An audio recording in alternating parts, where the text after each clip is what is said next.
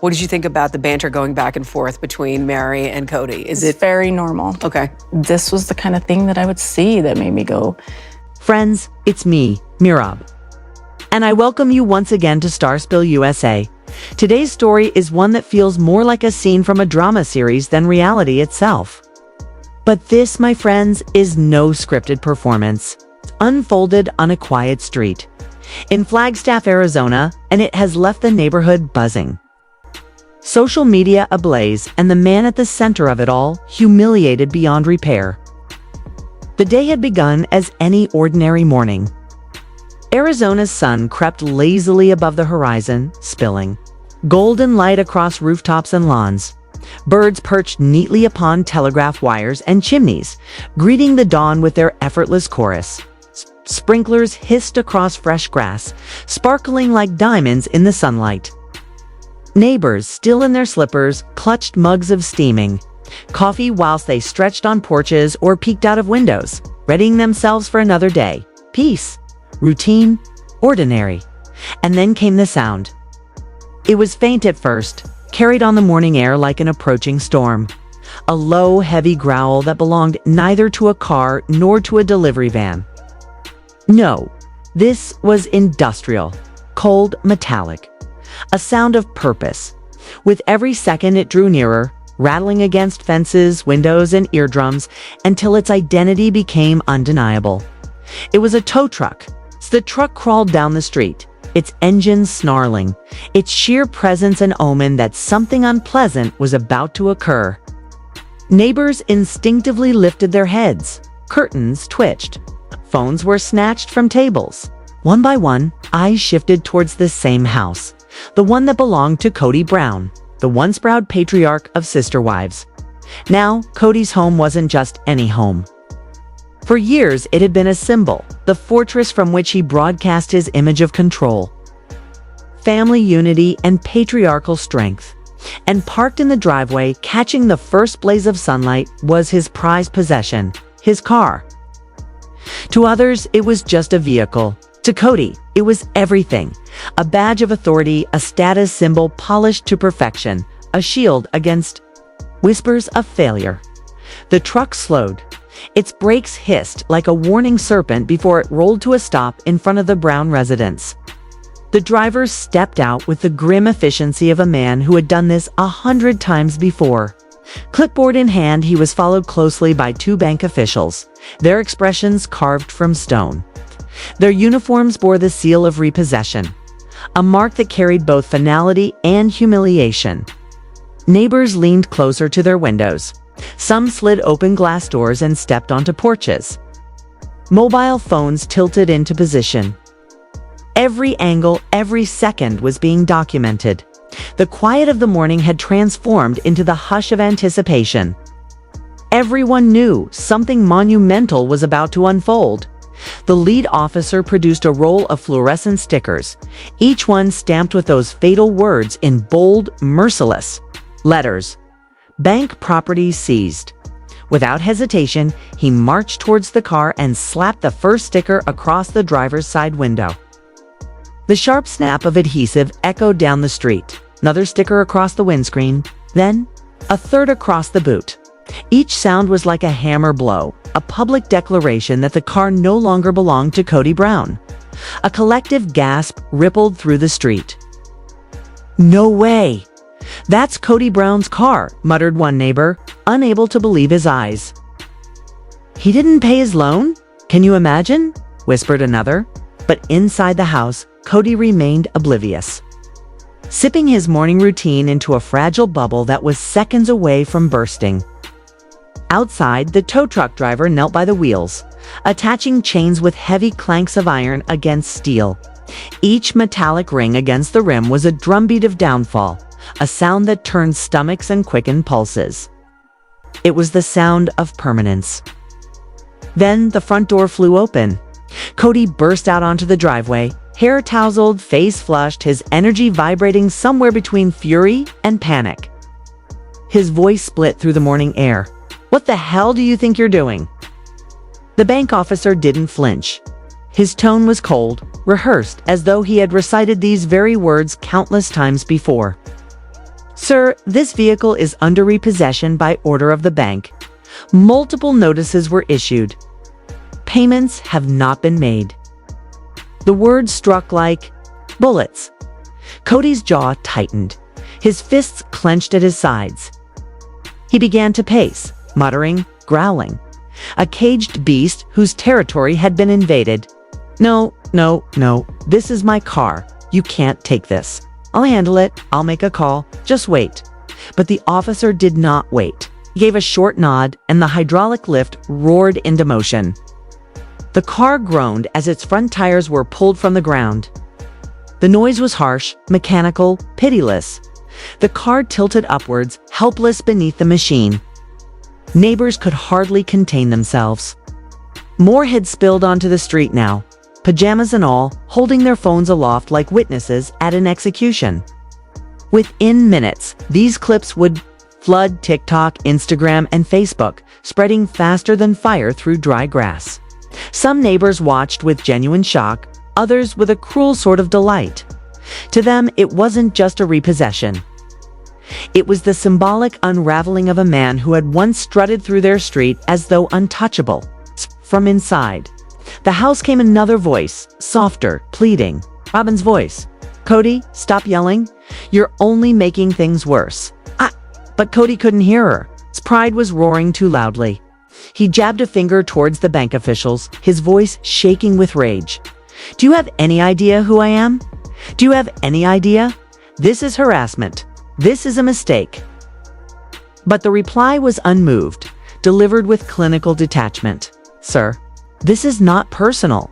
This is procedure. You failed to pay. The car now belongs to the bank.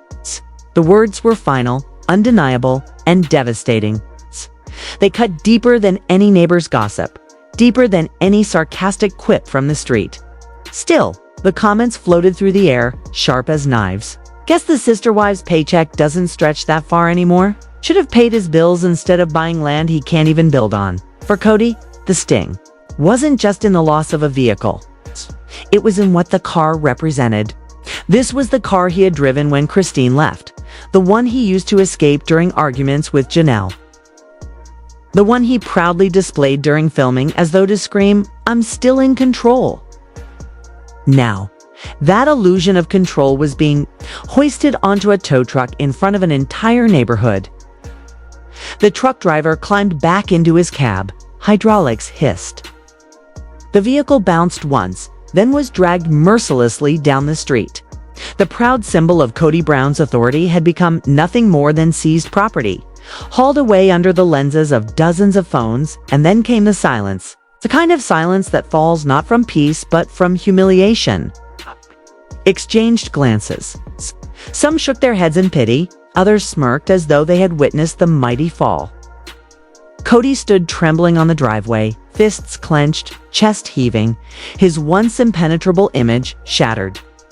For years, he had styled himself as the provider, the breadwinner. The patriarch who could juggle 4 wives, 18 children, and multiple households with ease. But this morning told a different story. This morning showed him not as a master of his fate, but as a man powerless, standing barefoot in his own driveway, watching his pride be taken away. And as social media erupted with captions like, Cody Brown loses everything, bank repossesses his car, the reality was undeniable. This wasn't about a car, it was about ego, about the disintegration of an image carefully crafted and desperately defended. And the most chilling thought of all, if the bank could take his car, what might they repossess next? That is accountability. This about all these other problems that we have that we can't sleep under. I did not. Yes, you did. I did not. Christine posted a cryptic message on Instagram that morning. Her words measured yet cutting with an edge only she seemed to wield. Sometimes life takes away the things you cling to, so you can finally see what matters. Fans of the show immediately took notice, dissecting every syllable with that familiar mixture of curiosity, suspicion, and delight that reality television had long cultivated. Every line seemed loaded with meaning, every pause pregnant with implication. Janelle, Ever the pragmatist offered her commentary, sharp and unsparing. Poor priorities often lead to consequences. She suggested, and to many people chase illusions of power rather than honor their responsibilities. Even Mary, who had long since severed herself from the chaos of Kody's orbit, weighed in subtly, her words quiet but cutting. Truth inevitably surfaces, regardless of how carefully one tries to mask it. Inside the house, Robin's world was quieter, but infinitely more devastating. She wept silently, clutching at the fragile strands of her marriage, praying that reason would prevail over pride. She pleaded with Kody not to make a spectacle, to restrain his temper, to let rationality guide him rather than fury. But the inevitability of public humiliation loomed like storm clouds on a clear horizon. For Robin, the repossession was never just about a caret, was yet another fissure in a marriage already held together with frayed threads. Every creak of the floorboards, every muted sound from the driveway threatened to unpick the fragile alliance that she had fought to maintain day by day, year by year. She knew that social media would capture the moment, that neighbors' whispers would echo far longer than the mechanical screech of the tow truck, that the humiliation would linger in subtle, persistent ways like a slow-acting poison. Outside, the repossession proceeded with the relentless precision of a cinematic scene, cruelly theatrical in its execution. The morning sun, now climbing fully into the sky, cast the entire street into sharp relief, highlighting every anxious twitch, every incredulous gasp. The chains clamped onto the car's wheels struck metal against metal with brutal clarity, each ring a percussive note in a symphony of collapse. The hydraulic lift protested with screeches and groans, raising the vehicle in slow, merciless increments. And with each mechanical protest, Kody's pride eroded further. Each inch a tangible metaphor for his fall from the pedestal he had so carefully constructed. Neighbors gathered along the street in small clusters, drawn like moths to a flame, some out of curiosity, others with judgment burning quietly in their eyes. A woman leaned against a mailbox, clutching a mug of coffee as if it were a talisman. Against the spectacle, shaking her head at what she saw. Children pressed against their parents' legs, eyes wide, absorbing the confusion of a morning that would be etched in their memories. Phones were raised everywhere. Some filmed furtively, others broadcast live, narrating with a mix of awe and ridicule, the lines between reality and spectacle blurring with every frame. Gossip ricocheted along the rows of houses, snippets of conversations spilling into laughter. Disapproval and sympathy in equal measure. He used to drive that car like he owned the street, one neighbor muttered, voice thick with disbelief. That's karma, plain and simple, replied another, amusement tempered with judgment. Meanwhile, inside the house, Robin's voice pierced through the cacophony, fragile and trembling, but resolute. Kody, please, she cried, hands reaching towards him, desperate to anchor him to reason. Stop yelling. You're making it worse. But Kody could not hear her. Fury had consumed him entirely. His pride roared louder than any plea. This is harassment. I'll call my lawyer. I'll sue every one of you. He bellowed, voice cracking, face flushed, hair in wild disarray. The officers remained calm, statuesque in their professionalism. Sir, you may contact your lawyer if you wish, one said, his tone neutral yet resolute. But the vehicle is leaving today? The bank has the authority. Robin stepped further into the doorway, hands trembling as she sought to touch him, to anchor him with any shred of reason left. Please. You're humiliating yourself. The children are watching. She whispered, each word a dagger, more cutting than the officer's clinical detachment. Somewhere behind the drawn curtains, the youngest of the children peered, wide-eyed, absorbing every shudder of their father's unraveling composure. The tow truck engine roared to life, drowning out Kody's protests. Slowly, methodically, the car lifted from the driveway, chained and immobilized. Kody sprinted forward, a futile gesture of defiance against the indifferent machine. But two bank employees stepped firmly between him and the vehicle, an immovable barrier against the storm of his rage. The car disappeared down the street, the very emblem of dominance and pride reduced to powerless property, dragged away before the lenses of cameras, before the watchful eyes of neighbors, before anyone who might witness the unraveling of the man who had once seemed untouchable. The cacophony of chains, hydraulics, and the screech of rubber on asphalt were not mere sounds. They were the final judgment of arrogance, the physical manifestation of years of neglect, mismanagement, and hubris. Within minutes, clips of the incident exploded across social media. 30-second snippets circulated, capturing Kody's futile rage. The vehicle suspended in midair, the surreal theater of a private humiliation now public. Captions ranged from sarcastic to scornful. Reality star Kody Brown loses his car. In real-life drama, guest priorities matter more than pride. Memes proliferated rapidly. Kody chasing a toy car, Christine depicted at the wheel of the tow truck with an ironic smile. The internet thrives on spectacle, thrives on humiliation, and Kody had become its newest feast. The news filtered swiftly through the Brown family. Christine's post, cryptic yet deliberate, was read as confirmation of long-standing suspicions. Janelle's pragmatic commentary and Mary's subtle digs only intensified the public and private scrutiny. Robin remained the silent witness to her husband's unraveling, her anguish hidden in plain sight. For her, this was no entertainment. It was agony, a tangible grief that coursed through the house. She had implored Kody to address his debts, to prevent the disaster that now unfolded with cinematic inevitability. But pride had triumphed, and now both were paying the price. Once the tow truck had departed and the neighbors began to drift back to their routines, Kody finally surrendered to the weight of his collapse. He slumped onto the curb, face buried in his hands, shoulders convulsing not with tears, but with the silent shudders of fury, frustration, and impotent despair. Anger at the bank, anger at the neighbors, anger at the cameras, anger at his wives, anger at himself. For years he had convinced himself of his invincibility, his ability to weather any storm, of the permanence of family, of the controllability of public perception. He was powerless. The driveway, once a stage for projection and authority, now seemed claustrophobic, confining. The house, once a symbol of stability, loomed distant and cold.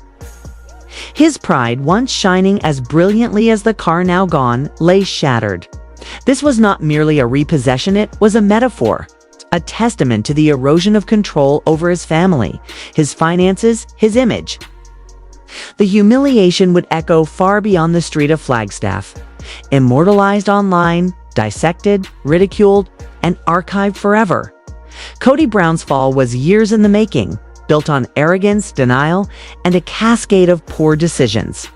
That morning, the repossession was merely the first visible casualty of a spiral that threatened to consume every fragment of his authority and image.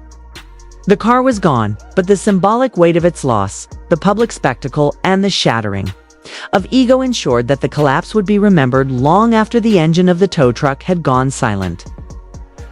It was not just a car, it had been his armor, his refuge, the facade of a man who believed he could hold it all together. And now, even that illusion had been ripped away. 5 total lots. The lot that would have the pond would most likely be my lot for full access for family. That can be done. That can easily. The man who had once welcomed America into his homes on Sister Wives had now unwittingly welcomed the world into his unraveling. Kody sat on the curb, shoulders slumped, face buried in his hands, the weight of shame pressing down with relentless insistence. Every breath felt heavy, laden with humiliation, regret, and the stark, undeniable truth of failure.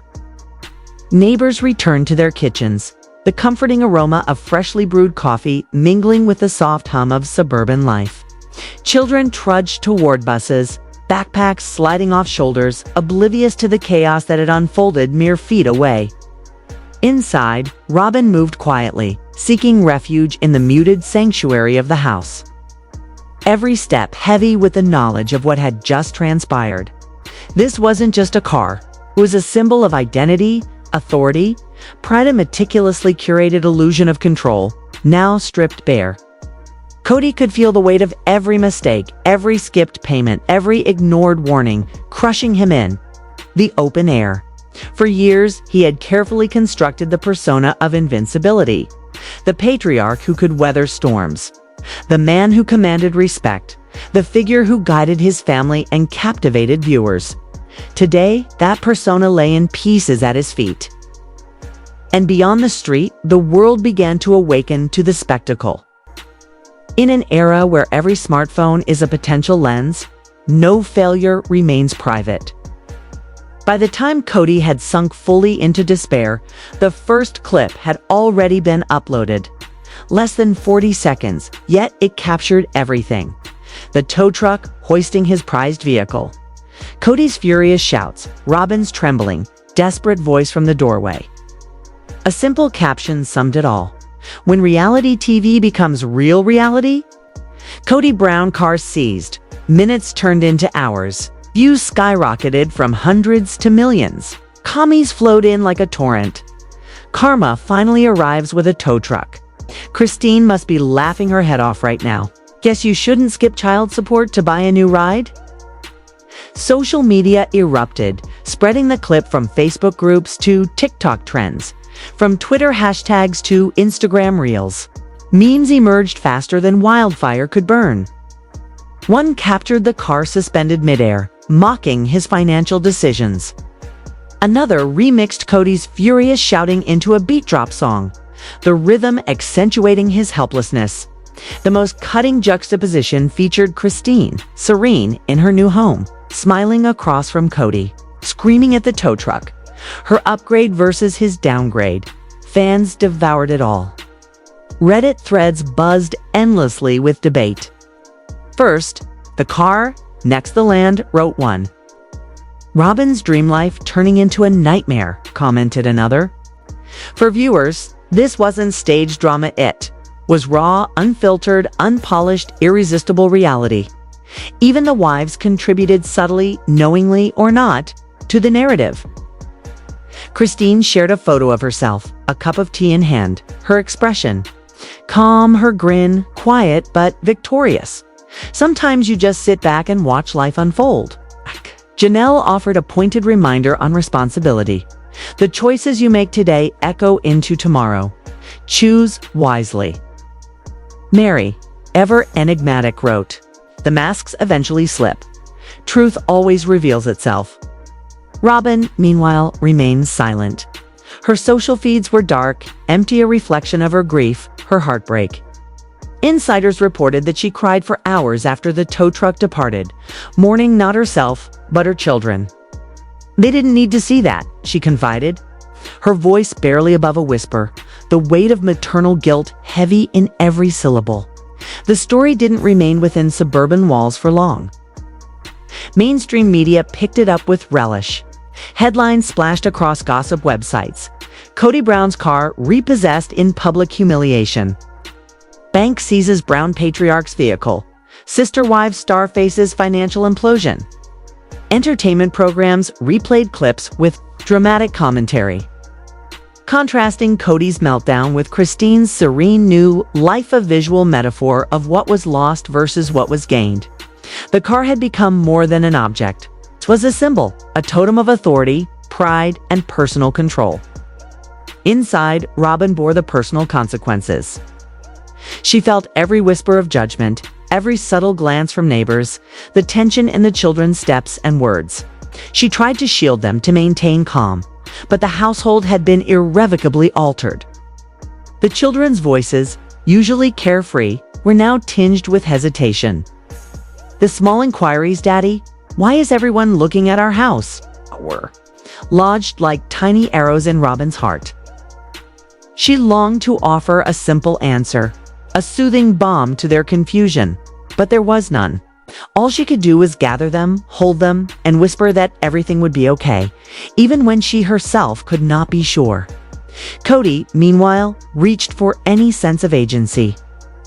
He phoned friends, vented, begged for videos to be taken down, but once online, the footage became immortal. Trolls swarmed his posts. Need a ride, Cody? Try paying your bills, champ. Is the bank your new fifth wife? Each attempt at rebuttal only fueled the fire.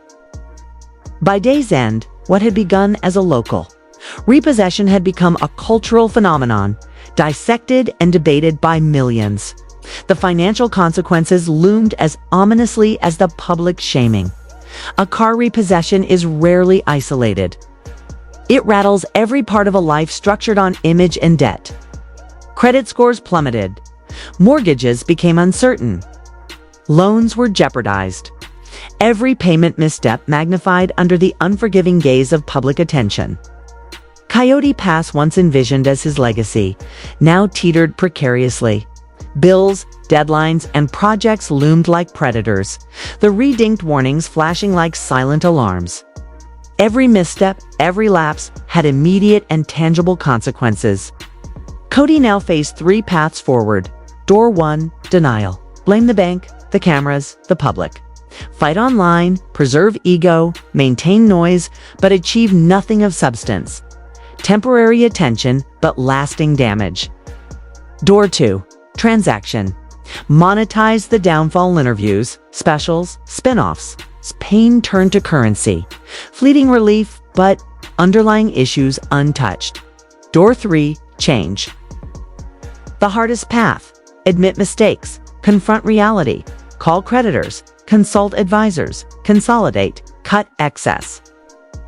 Restore trust through quiet, consistent action. No glamour, no headlines, no applause, only long-term dignity and stability.